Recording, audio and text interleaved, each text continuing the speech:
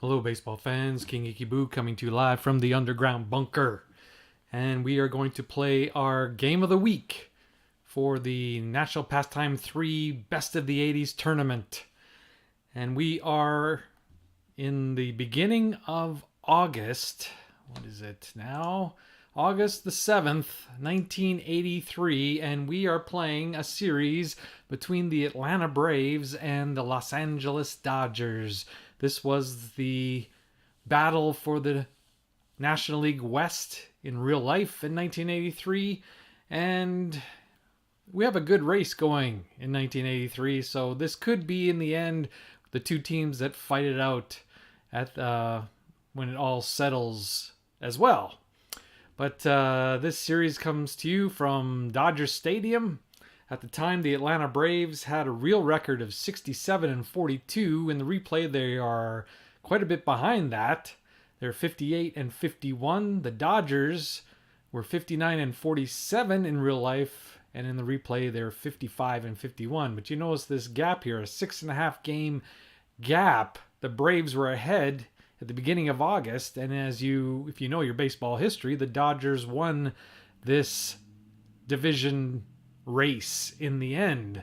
So the Braves, with a 6.5 game lead, must choke. Not one of these really dramatic, 14 game chokes, but 6.5 game choke. They definitely had the best record in baseball at this point, and they ended up not winning the division.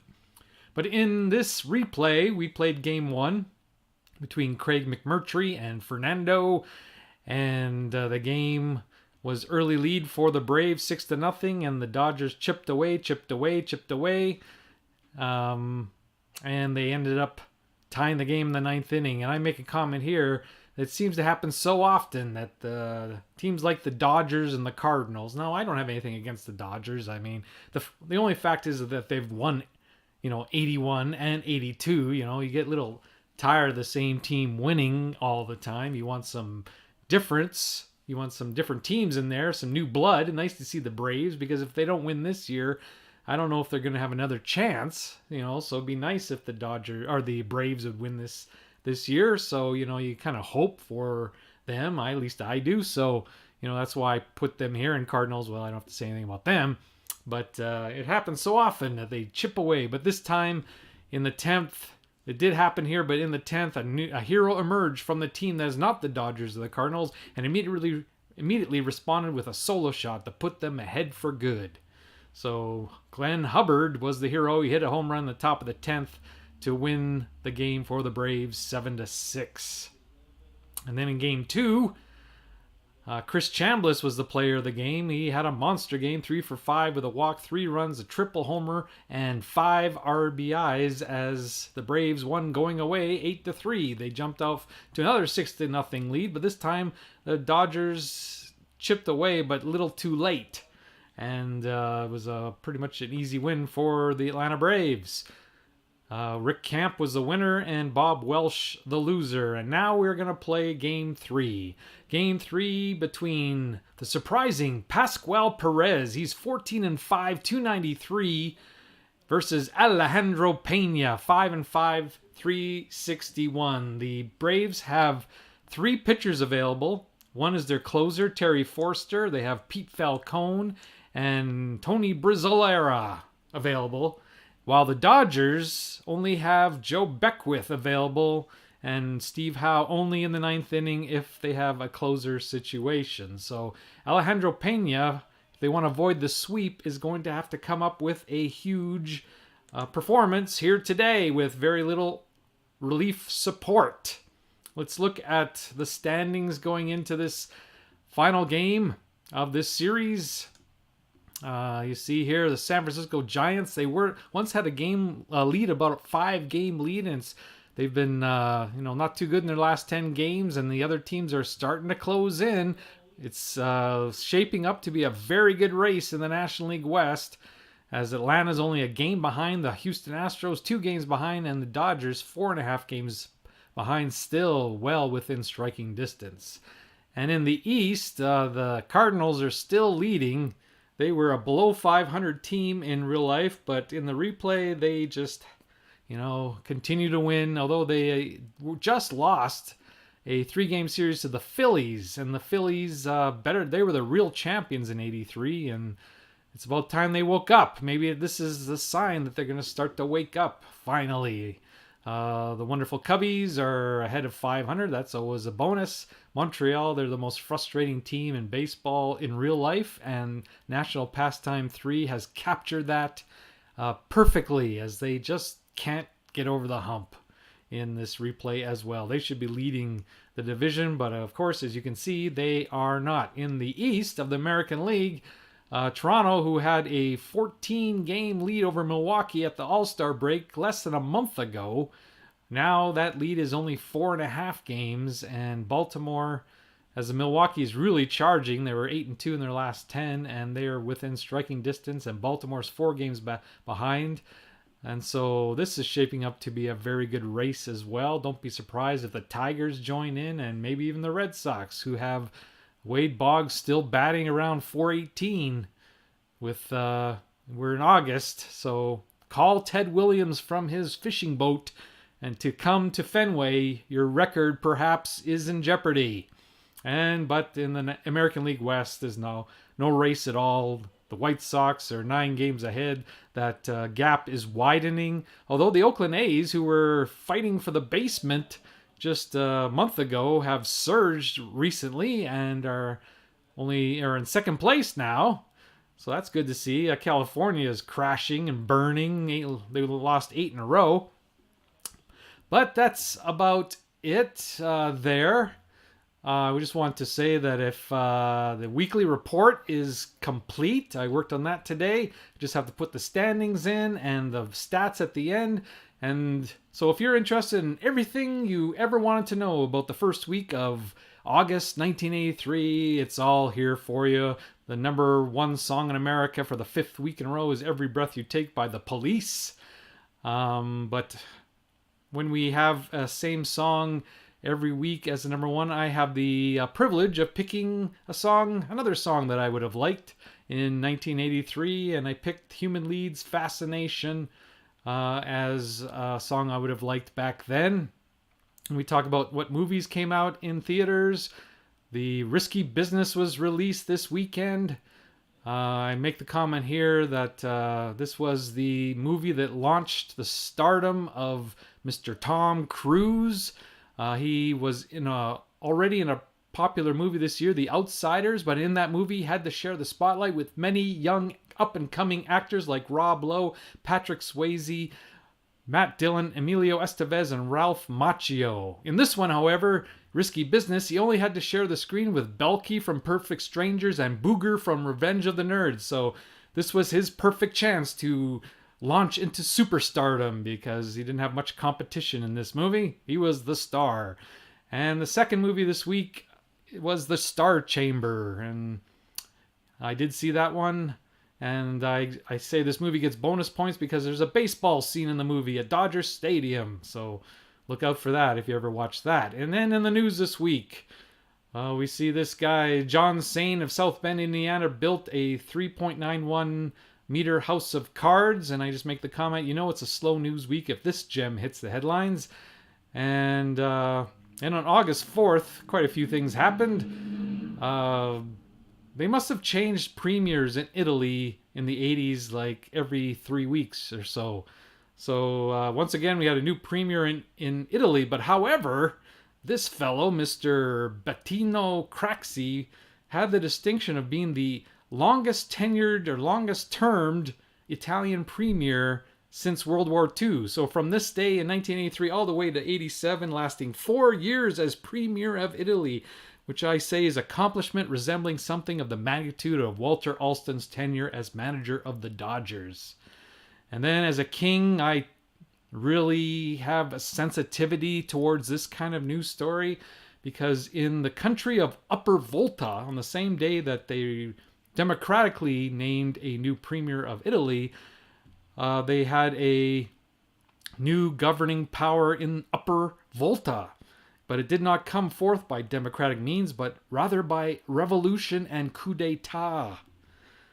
Thomas Sankara became the new president of Upper Volta. And like I say, as a king, I'm very sensitive to this. But I am really comforted by the fact that here up in Tuktoyaktuk, no one would want to ever invade my country and penetrate the underground bunker and remove me as king, so I can rest easy knowing that, because who wants to be king of the Arctic and complete snow and ice, maybe a few walruses, but that's about it. So the first order of business for the new president Sankara was to change the name of his country. After all, who wants their country named after a river, Upper Volta? He would change the name of his country to Burkina Faso. But if they asked my opinion, I would have said that Upper Volta rolled off the tongue better. And this fella, that's the thing. When you live by the sword, you die by the sword. And Mr. President Sankara would himself die at the hands of revolutionaries in a coup d'etat just the same time as the Prime Minister of Italy in 1987 would lose power. And there was another week of nuclear testing everywhere. And back in the 80s, yes, we had nuclear testing going on. We can be thankful that doesn't happen today. At least we don't think so. The Americans tested here on this August the 4th in Nevada. And tomorrow, August the 5th, the French, who would have guessed that they would also be testing their nuclear bombs in some undisclosed location. And where, it didn't say. I couldn't find out where it was. Although, do they have a Nevada in France? Probably not. It's probably somewhere in Africa. But in all, the peaceful French had 217 nuclear tests in their history where they set off bombs. And today, August the 6th, we had one of the most infamous days in Canadian baseball history. In a game today at Exhibition Stadium, Toronto, between the Blue Jays and the New York Yankees, Dave Winfield warmed up his arm for the bottom of the 5th inning by tossing throws to the ball boy.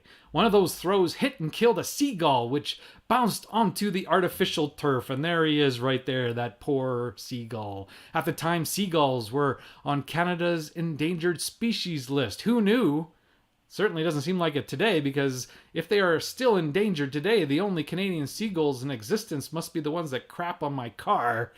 As the expired seagull, that's a hat tip to Monty Python, the expired seagull was carted off the field, Winfield held his hat to his heart. The people of Toronto, the capital of the universe, surprisingly huge seagull fans derided Winfield's mock condolences and pelted him with debris.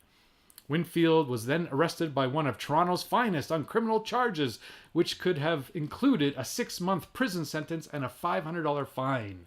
Finally, the next day, someone in authority in Toronto regained their sanity long enough to exonerate Winfield and declare that the seagull's passing was purely accidental.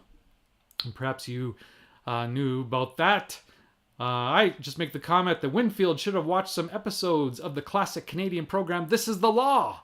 If he would have, then he would have been more prepared against obscure Canadian laws. I rushed home from school every day in an attempt to watch this show. Yes, I was a strange kid. And in a day, lots happened here on August the 4th.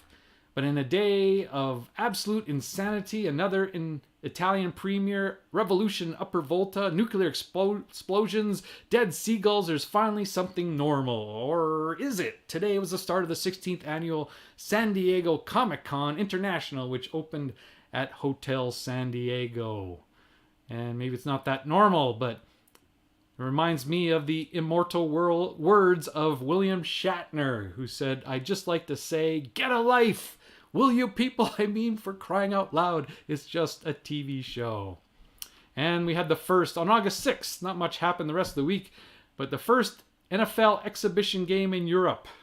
Now it's old hat, but it was the first one, and of course it wasn't a regular season, it was an exhibition game. Minnesota Vikings beat the St. Louis Cardinals 28-10 at Wembley Stadium.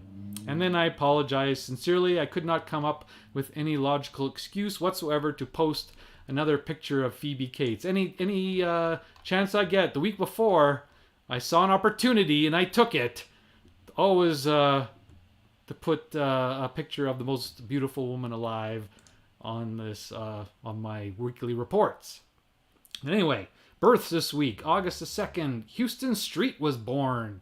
That's not the name of a boulevard in New Hampshire. That is Houston Street, the reliever. He was born this August the 2nd in Austin, Texas. And he was, for a while, he was the closer of the Oakland A's. That's what I remember him as best. He was a very good closer for them in those years. And then also the next day was born, Mark Reynolds was born. He's a home run hitter, if you're not familiar with him. He's had a long career. He started in 2007. He's still going strong. Well, I don't know about strong, but he's still going. He has 298 home runs up to date. Is it today? What's today? As of 2 days ago, he might have hit one, and this might be, he's approaching 300 home runs now, but it might be obsolete or not correct anymore. So I apologize for that. And also born on this week, Robin Van Persie. Robin Van Persie. Football fans know him, the European kind of football. He was born in Rotterdam, Netherlands. He's regarded one of the best strikers of his generation. He was twice the winner of the English Premier League Golden Boot, which given to the leading scorer. He's number one in goals scored by the nation of the Netherlands in history. So he is one of the greatest strikers who ever lived. He was born this day, August 6th, the same day as that Wembley Stadium football game, I guess. And then we have, unfortunately, had some deaths this week. Carolyn Jones. She died August 3rd, 1983 of cancer. And you might say, well, who's Carolyn Jones? She was Morticia Addams in the original Addams Family. She was nominated for Academy Award for Best Supporting Actress in 1957. She won a Golden Globe for Most Promising Actress in 1959. And after the Addams Family, that promising career that everybody thought she had crashed. A textbook case of a successful typecasting role as Morticia Addams ruining her career. See Jason Alexander. Same thing happened to him. So if you're not familiar with the Addams Family, I put the opening credits up there. They are classic. I'm sure you've all seen them. And also passing away this week, August the 6th, is Jimmy Wasdell. Jimmy Wasdell played for 11 seasons in the major leagues for the Washington Senators, Brooklyn Dodgers, Pittsburgh Pirates, Philadelphia Phillies, and the Tribe. And so you can see his statistics there. And so we mourn the passing of Mr. Jimmy Wasdell this week. So let's. So if that whets your appetite, that's what I do at the end of every week in this replay. I have, what goes on, who died, who was born, things that went on, dying, seagulls dying, house of cards, movies, music, all that great stuff. So let's play the game that you have tuned in for. Didn't want to hear a history lesson, so let's start this game. Alejandro Pena, he's 5-5, 361 to face Brett Butler. He's batting .251, 3 homers, and 28 RBIs. Remind you once again of the standings. Atlanta, if they win this game, they will be only half a game back of San Francisco, and the Dodgers would be 5 games back. So Dodgers certainly want to salvage one of the games of this series at home. So here we go. And it's a single for Brett Butler. The thing about him, he has a lot of caught stealings, but I usually take the chance anyway. Only live once. And he gets thrown out. Oh, so that wasn't a good start. Here is Rafael Ramirez. I didn't even go through the lineups. Well, what kind of host am I? So you already saw him leading off and playing left field. Brett Butler batting second. The shortstop, Rafael Ramirez, batting third. The right fielder, Claudel Washington, batting fourth. The third baseman, Bob Horner, batting fifth. The first baseman, player of the game yesterday, Chris Chambliss, batting sixth. The center fielder, Dale Murphy, and I don't know why he's batting sixth today. He always bats third or fourth. He must be in a slump and being punished by his manager, Bobby Cox. Or maybe he was late or something. I don't think he did everything wrong in his life. He was a very clean-cut upstanding citizen. He still is, I'm sure, Dale Murphy. But so I don't know. His discipline must be performance based. And he's playing center field, batting 7th. The second baseman, Jerry Royster, batting 8th. The catcher, Bruce Benedict. And the starting pitcher, Pascual Perez.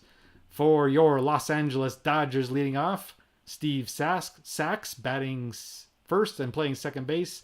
Batting 2nd, Greg Brock, first baseman. Batting 3rd, Dusty Baker, the left fielder. Batting 4th, the third baseman, Pedro Guerrero. Batting 5th, the center fielder, Kenny Landreau. Batting 6th, the right fielder, the non-pitcher, outfielder / first baseman, Mike Marshall. Batting 7th, the shortstop, Bill Russell, the only member left of that celebrated infield of the Dodgers that's left is Bill Russell. He's the shortstop, batting 7th. The catcher today, someone you may not have heard of, and it's not Ray Finkel, it's Fimple. Mr. Jack Fimple, the catcher, is batting 8th, and Alejandro Pena is the starting pitcher. So he already has allowed a hit, but he's got him out on a caught stealing, thanks to Mr. Fimple. Here is Ramirez. He's batting .258 with 5 homers and 38 RBIs. And he gets a base hit. So we could have had a good inning here if I didn't try to steal. But he's on first. Claudel Washington, he's having a good season. He's overperforming greatly. He is batting .314 with 10 homers and 53 RBIs. See if he can, what he can do. He strikes out. And here's Bob Horner, .303 average, 17 homers, 61 RBIs. We have about, how many games have we played so far? Let's see. Where am I going? Here we go. Okay, we go team. So 51 games left. They've played 111 games, 51 games left. So it's roughly a third of the season left. And Horner, so he's probably on pace for around 25 home runs and 90 RBIs, which is, I think, a little bit less than his real life total. So here he goes. And he gets a double-2, which is the second column. And let's see if he can hit a home run here. 65, that is not a home run. But it scores Ramirez from first base. And the score is now Braves 1, Dodgers zippity-doo-dah. And Alejandro Pena, who's got to go a long way here. He only has one reliever available, is off to a little bit of a shaky start. Here's Chambliss. He's already surpassed his home run total of 1983. He had 20 in real life. He has 21 in the replay. He's batting .282 with 68 RBIs. See if he can cash in Horner. He's a fast runner, and he does.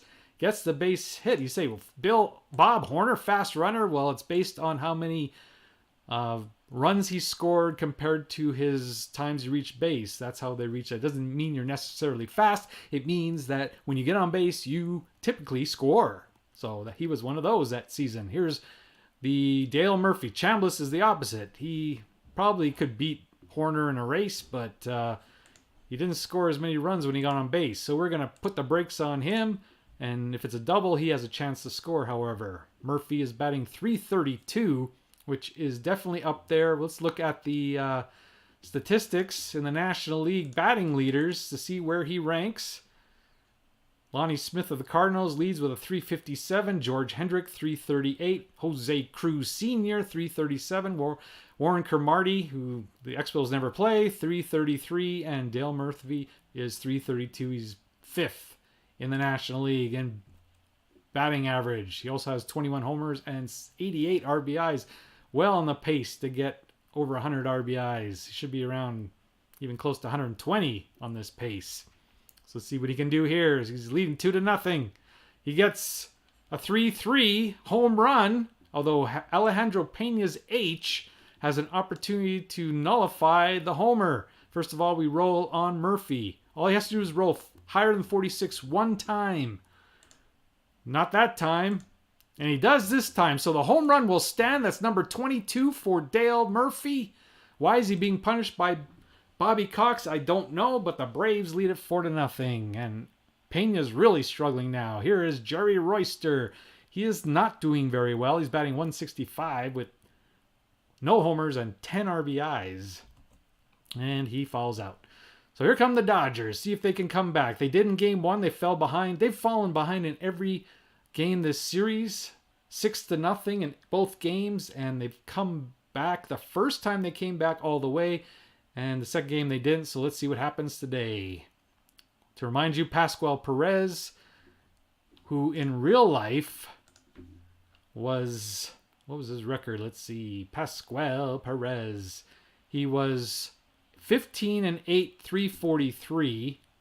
And in the replay, he is already 14-5. So if he wins today and he's leading 4-0, he will equal his complete season total of 1983 already. So, yeah, he's doing very well.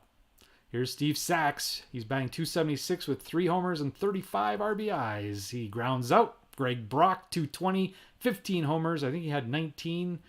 I'm just going by memory. It could fail me. 20. It was 1 off. So close. Oops. Wrong game. That's for another day. Here we go. So here's Greg Brock. He strikes out. And Dusty Baker. He's been on fire since the last month of 1980 in this replay, but he has tapered off here in 83.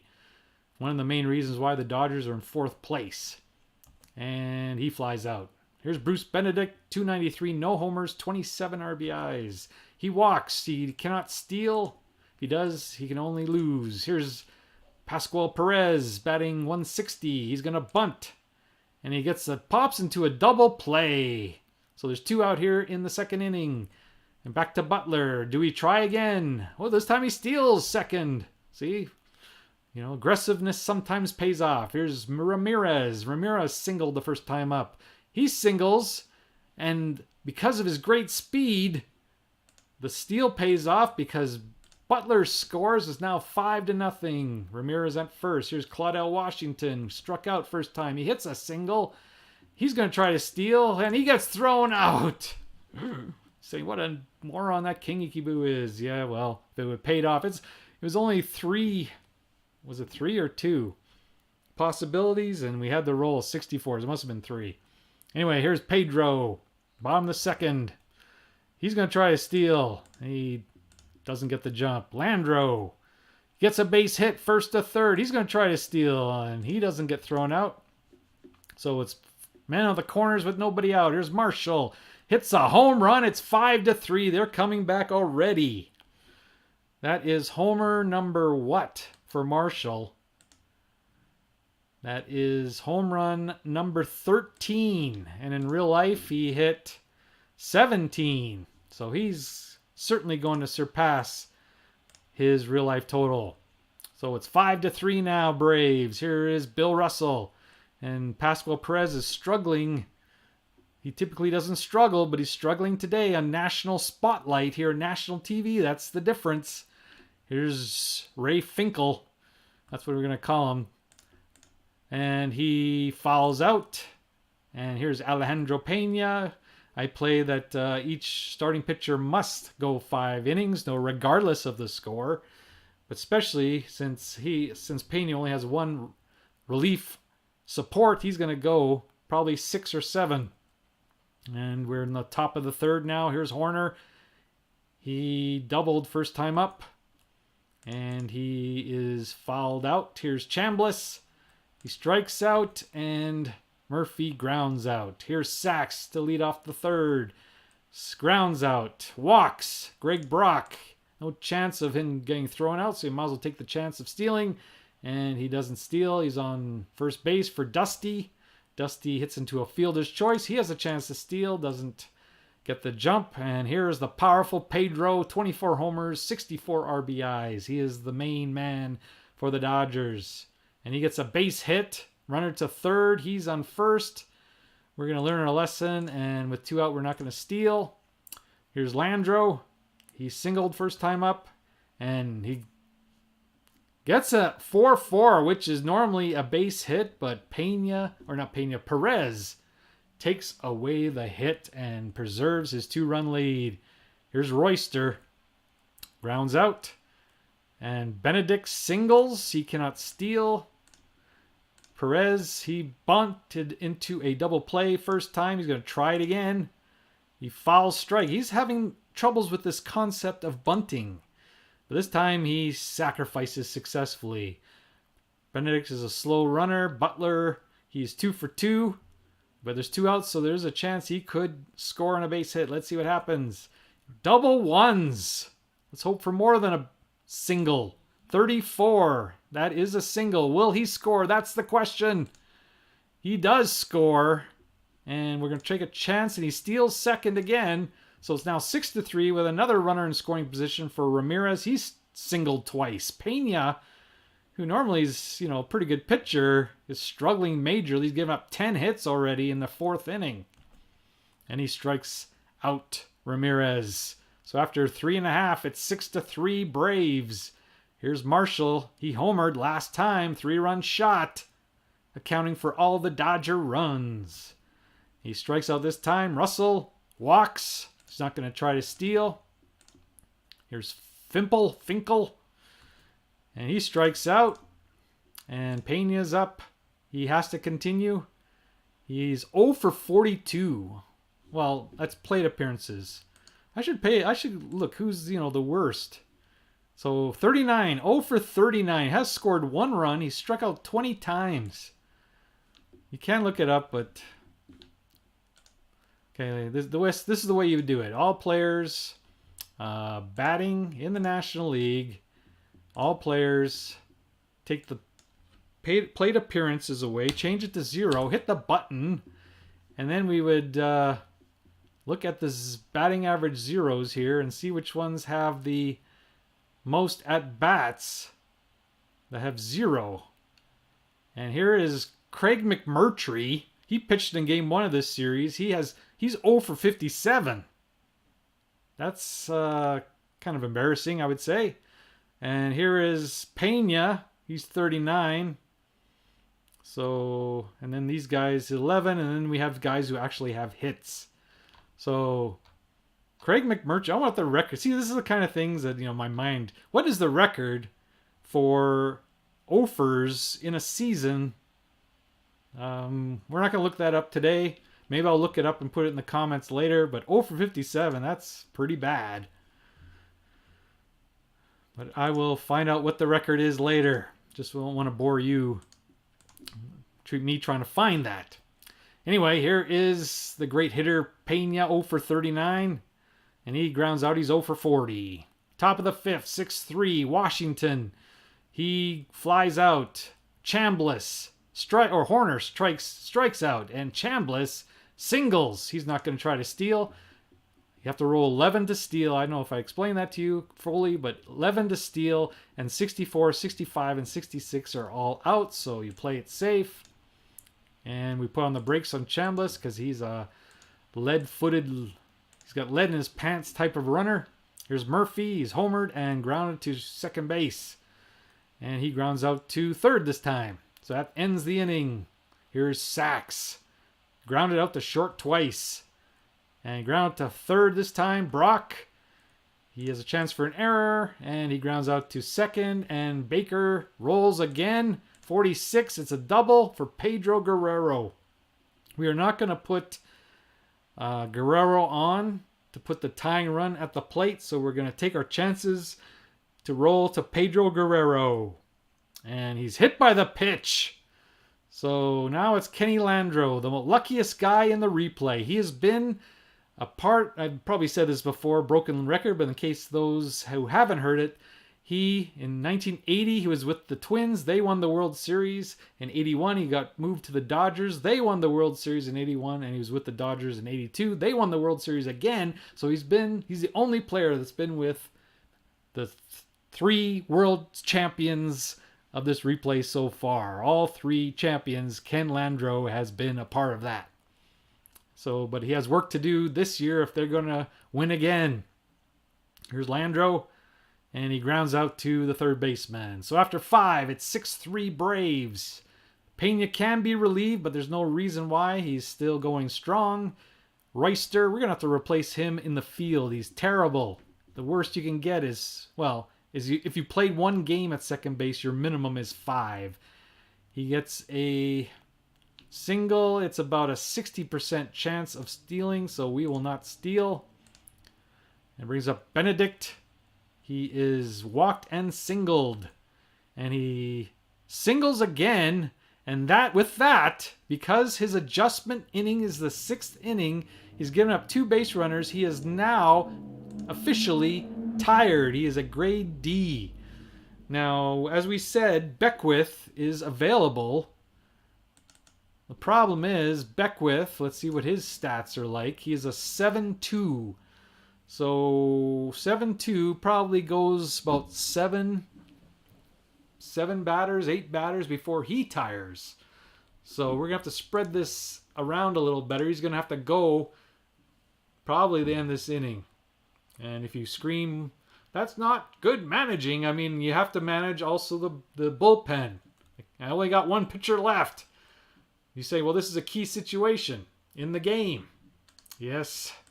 He does have the H. He does have the Y. He doesn't lose those. So he's still... I've succeeded many times with a pitcher like this. You know, he does have a DP minus. I don't know how often that comes into play. Not as much as you would think. Anyway, Pascual Perez is up as well. So that's another factor. He's going to try to bunt. So here's the bunt. And he hits into another double play. He needs to go into the batting cage with who? With the bullpen man and bullpen coach and practice the bunting, the art of bunting, because he is screwed up. I think the Braves would be way ahead now if he could just get a bunt down. He's bunted to a double play twice in this game. Here's Butler. And Pena gets out of the inning. We didn't have to change pitchers. Here's Perez. He's still going strong. He's got Marshall. Marshall is homered. He's got accounts for all the Dodger runs, and he struck out.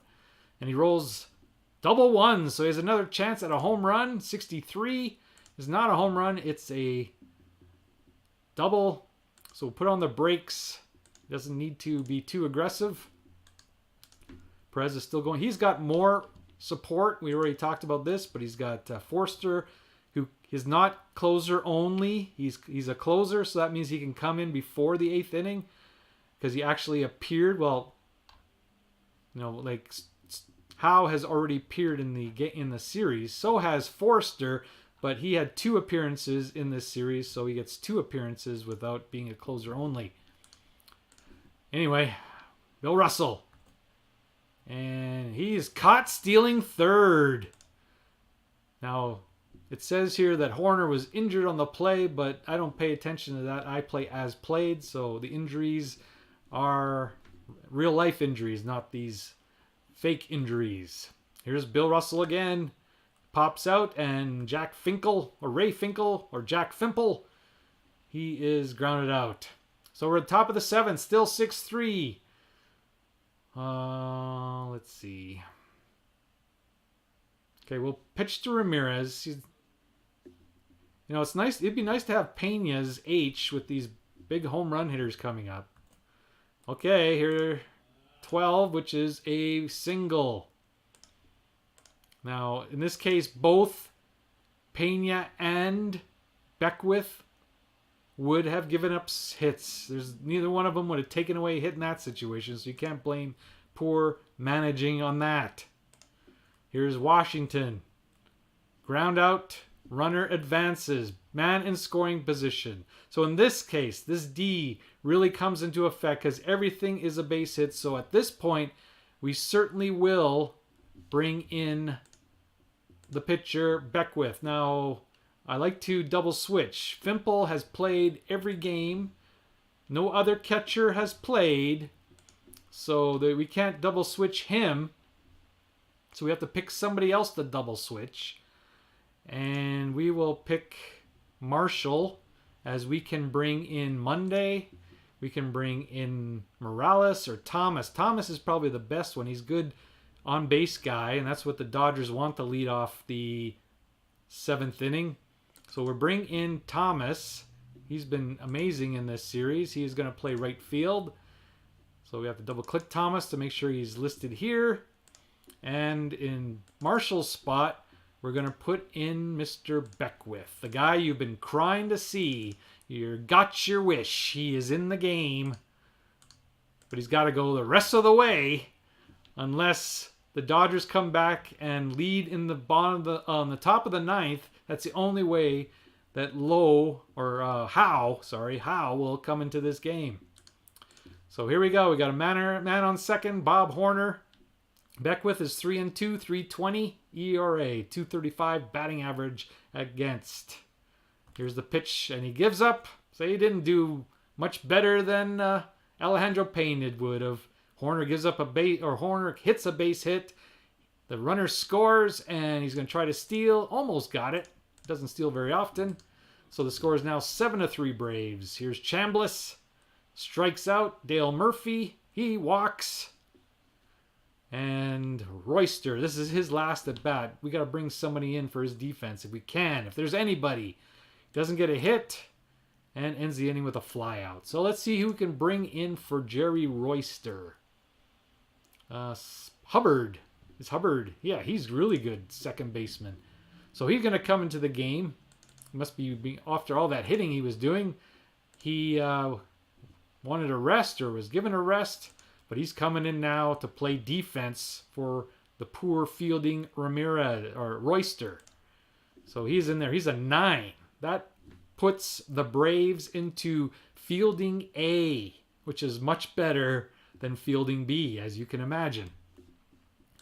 So Perez is tired, and he's going to be relieved. He's coming up. I should have done the double switch thing. Okay, well, I'll do it. This is the only time I do an undo. I never do undo, but if I, had an opportunity for a double switch and I didn't take it, didn't see it, I didn't actually, hit the roll to start the next inning, so I can put it in. So I'm going to put in Hubbard to lead off the next inning.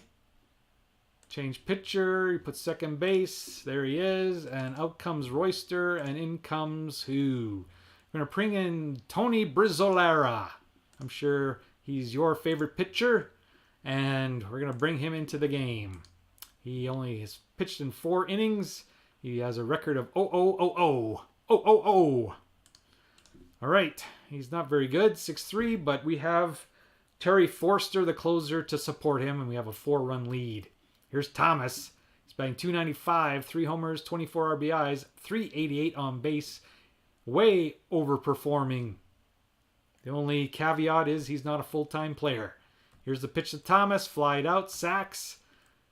He is popped out, and Greg Brock walks, keep the inning alive. He doesn't get the steal. But Baker, he is 1 for 3 with a double, and he grounds out. We're in the 8th inning now. Beckwith to face Bruce Benedict and Mr. Hubbard and Brett Butler. He singles. He's always the dilemma. It's this is the odds. Like you have about a 66% chance of stealing. It's 2 out. If you get in a scoring position, it's a good chance you're going to get a single, and much better than getting a double. So I'm going to take the chance. Almost gets thrown out, but doesn't. He's still at first base. Here's Rafael Ramirez. He singles. So probably if he would have stolen, he probably would have scored. Beckwith is now a D. There's nobody left that we can put in. He's got to go all the way through the 8th and the 9th inning.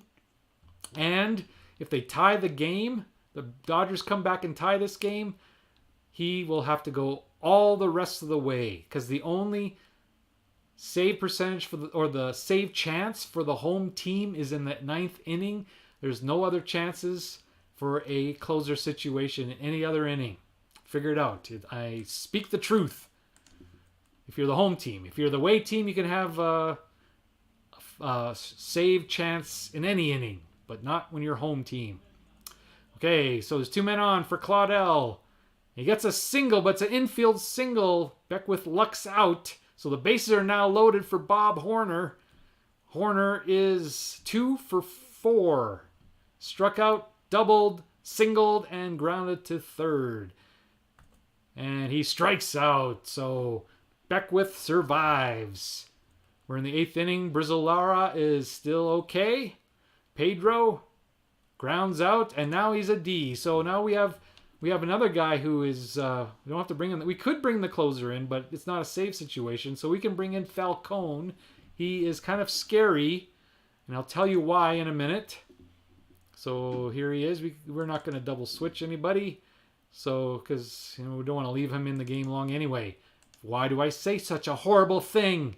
Because he has one of the worst stats, or two of the worst stats in the game. He has a W, which is terrible, and a M, which only is surpassed by the N, as in Nancy. The M as in Mickey is bad, but the N as in Nancy is even worse. A lot of home runs he gave up, a lot of walks, and that translates to a 6.16 ERA. What did he do in real life? I'm always curious about these things because I'm a curious cat. Where is he? Falcone. He was a 3.63 ERA. See, that's the thing I have to say about this game. And I love this game. I play it more than any other game. But when you saddle a W and an M on a guy, there is no hope. Well, I guess you could look and see some cases. But if you put a W and an M on a guy, very seldom does he pitch better than real life. I mean, these are such a handicap.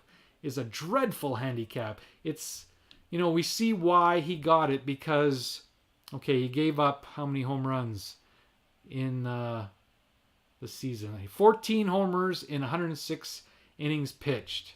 Okay, so yeah, he deserves, higher than average homers. However, how many homers? I guess here it doesn't tell you. But anyway, we've got to go to a different screen. We got to go to the team screen. And we got to look at the Braves. And again, because I'm recording, that's why it is so slow. But we look at Falcone. He's given up 11 home runs already in 80.1 innings. And that W, that dreadful W in real life, he walked 60 men in 106 innings. And in the replay here, that's why he has the W. So he has 51 walks in 80 innings. A little bit higher. But, in real life, he probably was like Wild Thing. The Mitch the Itch Williams. He would be W for sure. And probably, I don't know about the home runs. He didn't give up that many home runs. But he definitely would have a W or WW. But when it came down to the nitty gritty, he could find a way to get out. And maybe Falcone was that way. But in this game, there's, that statistic, clutch, or whatever you want to call it, does not exist. So as a result, his ERA is almost 3 full runs higher than real life.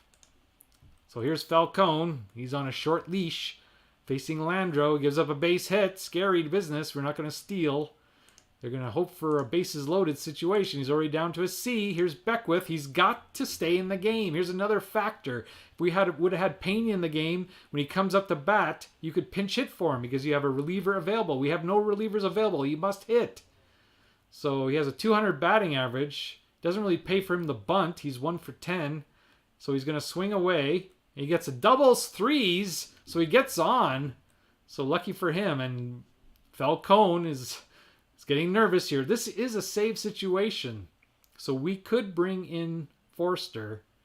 But we'll pitch one more. We like taking our chance, like pressing our luck. Fly out. Here's Fimple. We can't take him out. He's a decent hitter, though. Because, he's 300, 358. But there is no catchers. The only catcher that played in this series for the Dodgers was Fimple. So he's got to stay in. And he strikes out. So he escapes. Mr. Falcone escapes. And here's Beckwith. He's got to get through the ninth if there's any hope for the Dodgers here. Strike. Ground out. Walk. Is Murphy's going to try to steal. He almost gets thrown out. Falcone.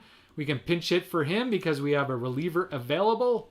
That's the wonderful thing about having a reliever available. We have last month's Player of the Month for the National League available. We might as well put him in.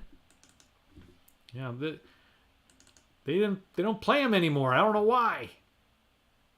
Is it Jorgensen? I think It might have. I don't know. I always get Jorgensen and the guy from the Giants mixed up.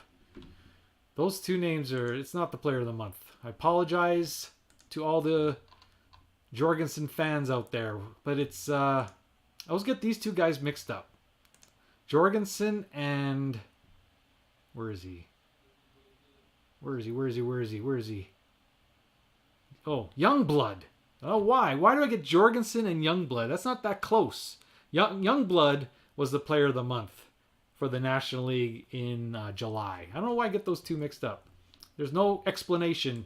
Who can understand the mind of a King Ikeboo? Nobody can. They've been trying for years, but they have not been able to. We'll bring in Jorgensen, though.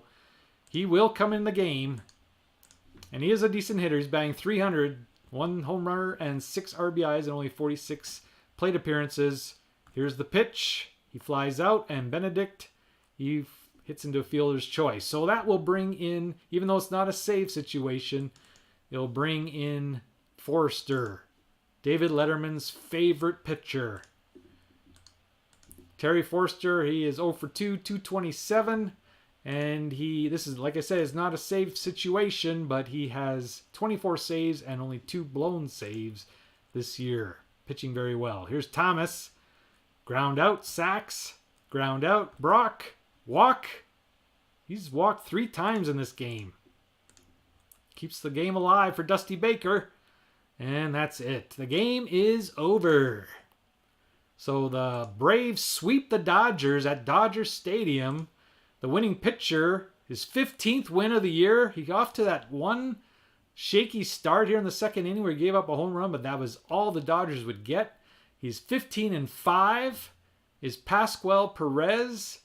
And you're looking at the pitching leaders in the National League. Carlton is leading, and now Pascual Perez ties him in wins with 15. So good job, Pascual Perez. I don't think these are holds, or might have a hold here. I might have to check that. But the loser is Alejandro Pena. Gave up 7 runs in 6 1/3 innings. Okay, Brizolara came in the 7th. And yeah, bottom of the 7th. So it's not a hold situation. So we just go save as. We go home 0807. And I put the score in here. Braves 7, Dodgers 3. Game saved. No save, no hold. Data. And want to include it? Yes, we do. And now we have our up-to-date standings. Atlanta's a half a game back of San Francisco, and the Dodgers fall 5 games back. So, I hope you enjoyed today's ball game. This is King Ikeboo coming to you live from the underground bunker deep beneath Tuktoyaktuk, where once again the final score, the Atlanta Braves 7 runs, 18 hits and no errors. The Los Angeles Dodgers 3 runs, 7 hits and no errors. We'll see you next time. Goodbye, everybody.